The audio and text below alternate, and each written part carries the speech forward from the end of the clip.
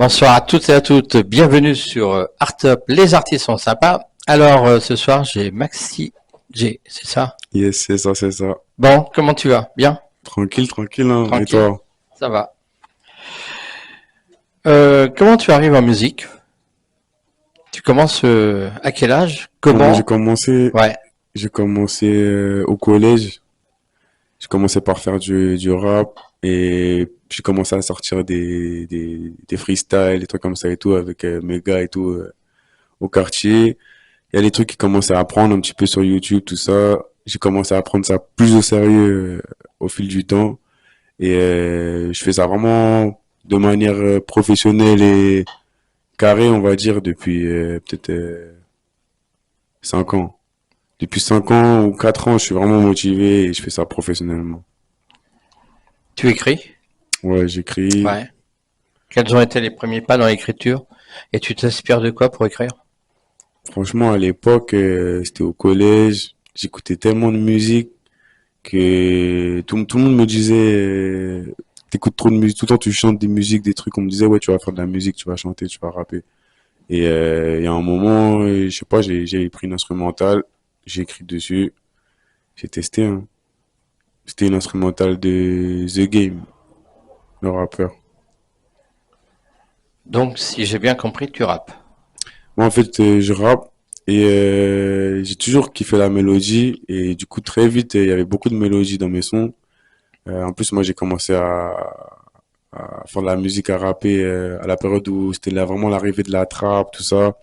Du coup, il y avait beaucoup d'autotune, de mélodies et justement, depuis 2019, 2020, depuis 4-5 ans, là, je me suis mis à fond dans l'afrobeat. Et donc comment tes parents ont-ils réagi lorsque tu as exprimé ta passion pour la musique? Franchement, pour eux, il n'y avait pas vraiment de problème. C'était plus quand ils sont tombés sur des clips. C'est ça qui les avait plutôt choqués parce que j'étais petit à l'époque et bah il y avait des choses pas très saines et sinon c'était dans les lyrics. On disait un peu des conneries, hein. À quel moment de ton enfance as-tu réalisé que la musique était une part importante de ton identité? Hum, franchement, depuis tout petit, je kiffe la musique. J'écoute vraiment beaucoup de musique depuis petit. Et je pense que quand j'ai commencé à vraiment en faire, quoi, en produire, à écrire, c'est là où j'ai capté que j'aimais vraiment trop ça.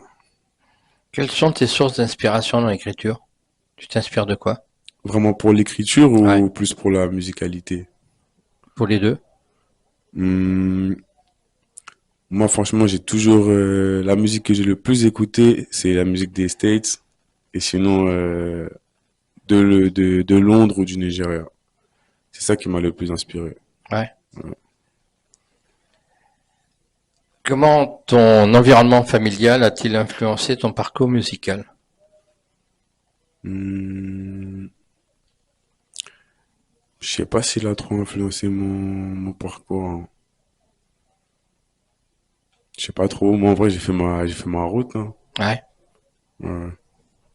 Y a-t-il un groupe musical ou un artiste qui t'a particulièrement inspiré? Franchement, il y en a beaucoup, hein. Il y en a beaucoup, mais ouais, par exemple, Young Thug, Party Next Door, pour, ou Drake pour l'Amérique. Et sinon, au niveau du Nigeria, il y en a plein, mais c'est pas Burna Boy ou Asake. C'est vraiment des gens qui m'ont vraiment mis une claque musicale. Le Nigeria, c'est quelque chose qui t'inspire pour écrire et pour faire la musique? Bah, en fait, j'écoute beaucoup de musique de là-bas. Après, il y a d'autres pays aussi, il y a le Ghana, mais il y en a vraiment beaucoup qui sont concentrés au Nigeria dans les artistes afrobeat. Et c'est vrai que moi, j'aime trop. Ça m'inspire beaucoup. Et pareil avec aussi la musique de Londres, que ça soit au niveau de la drill ou au niveau de l'afrobeat ou de la two-step. Moi, ça fait un moment déjà, enfin ça fait longtemps j'écoutais de la musique de là-bas et ça m'a beaucoup inspiré aussi parce que c'était différent que les States ou la France. Comment la musique a-t-elle joué un rôle dans ton développement personnel? Je pense que, ouais, quand on est artiste ou quand on fait du son, quand on écrit, on se livre. Et je pense qu'il y a des choses que je dis pas forcément dans la vie de tous les jours que je peux retranscrire dans les sons. Je pense que ça permet de se libérer un petit peu.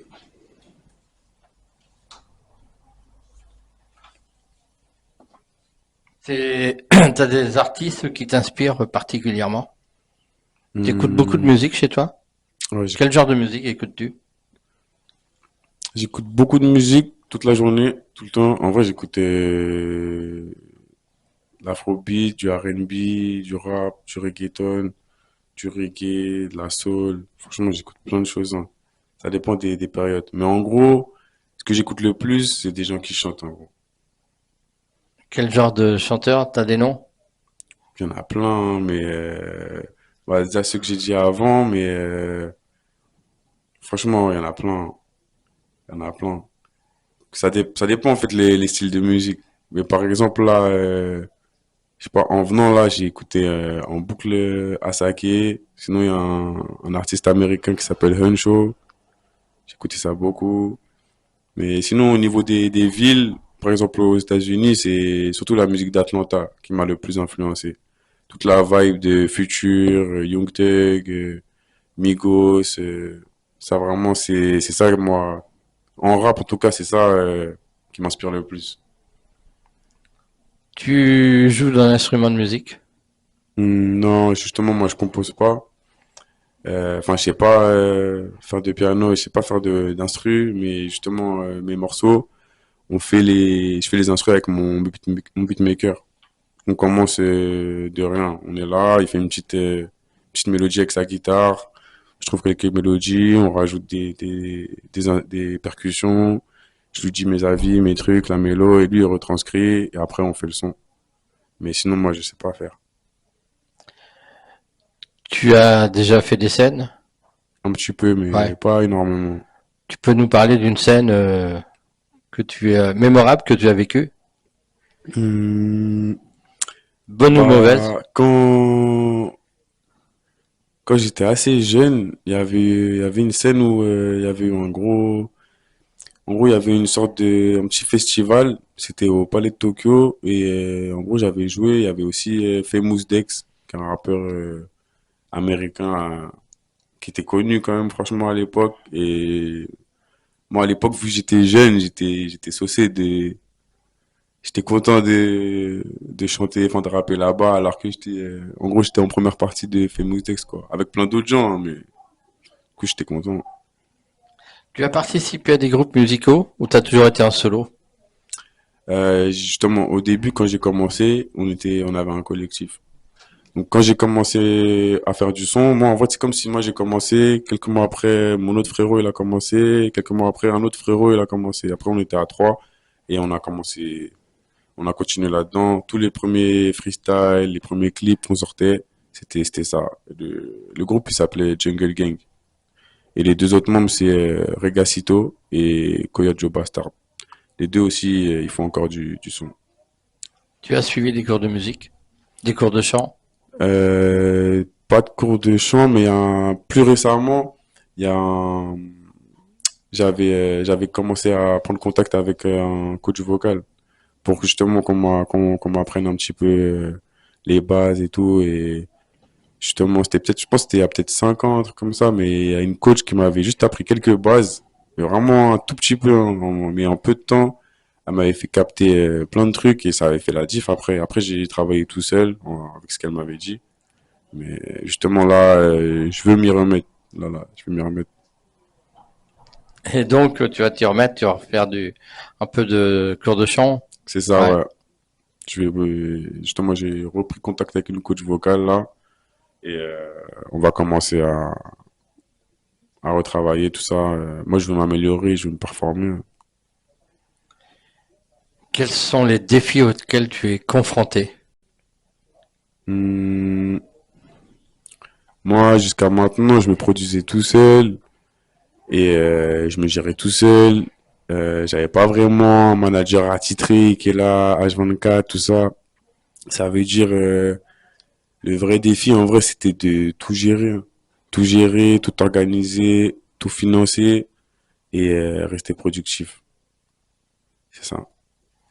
Tu aimes te produire en public? Moi, franchement, j'aime bien. Après, j'ai pas fait beaucoup de scènes. Franchement, j'ai pas fait des centaines de scènes. Et sinon, les scènes que j'ai faites, c'était pas forcément énorme. Ça veut dire, je peux même pas encore dire moi si j'aime me produire. Moi, je pense que je kifferais. Juste, moi, je suis un peu timide et tout. Du coup, ça ramène du stress et tout. Mais franchement, moi, n'importe quelle scène, on me dit là d'aller. S'il y a du monde et tout, moi, j'y vais, hein, je suis chaud. Voilà. Quelle scène parisienne t'aimerais faire? Tout, hein. Franchement, des grosses scènes, hein. Moi, dans ma tête, je sais pas, hein, tout c'est cool. L'Olympia, le Zénith, Bercy, la Cigale. Moi, je suis chaud pour tout faire, hein, franchement. Bon, demain, tu fais l'Olympia. Avec quel artiste t'aimerais faire un duo? Avec quel artiste? Franchement, si demain on me dit je fais l'Olympia, je ramène mes gars, je crois, hein. Ouais. Ouais, parce que en fait, moi, dans mes potos, mes amis de toujours, la plupart ils sont dans le son, tout ça. Et du coup, il y en a qui font encore du son, qui chantent encore aujourd'hui. Du coup, je pense que je ferai ça avec eux, hein, vu que je l'ai pas encore fait. Projet pour fin 2024, début 2025? Ben là, j'ai sorti un single en juin. J'étais encore sur la promo. Là, je vais sortir d'autres singles et en gros, je travaille sur un projet là. Et du coup, je vais le sortir courant fin 2020, fin 2024, début 2025. Ce sera ça, hein. Projet qui va être un EP, un Ouais, ce sera album, un un EP. EP Hein? plutôt. Ouais, je pense. EP en solo, donc ça va être du rap. Combien de titres? Ce sera 5 titres. Et voilà, tous les sons, ce sera Afrobeat. D'accord. Après, moi, il y a toujours, on sent quand même que je viens de l'école du rap, du hip-hop et tout dans ma manière de chanter. Et puis même, de toute façon, l'Afrobeat en soi, tous les artistes d'Afrobeat, la plupart, eux-mêmes, enfin, l'Afrobeat tel qu'il est actuellement, c'est un mélange entre l'Afrobeat de Fela Kuti, la dancehall et le hip-hop en vrai. Au niveau des lyrics en soi, c'est ça. Ok. On va découvrir ton clip en fin d'émission. Mhm. Tu peux nous en parler? Comment est née cette chanson? Alors, cette chanson-là, c'est une reprise de Anita Ward. Le morceau s'appelle Ring My Bell. Et bah, moi, ce son-là, je le connais depuis que je suis petit, je l'ai entendu, tout ça et tout. C'est un hit des années 80, funk. Genre, moi, je me disais, si on peut réussir à faire quelque chose de plus moderne, ou en tout cas à notre sauce, aujourd'hui, là, ce serait cool. Et du coup, on a repris la mélodie, on a fait un morceau afrobeat avec. Et je suis plutôt content. Bon, très bien. Pour finir l'émission, tes réseaux sociaux pour te suivre. Alors, moi, partout, c'est MaxiJ, MAXIJAY. Et sur Instagram, c'est MaxiJ-du-bas. Et pour tous les autres réseaux, c'est la même chose. Bon, merci d'être passé sur Artop. Merci à toi. Et puis à très bientôt. À bientôt. Voilà, à samedi prochain, même endroit et même heure. Merci.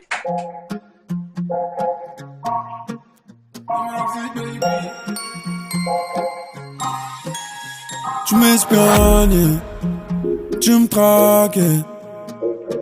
Everyday tu stockes mes réseaux. C'est plus comme avant, baby, non, non, non. Je pourrais pas revenir à la raison.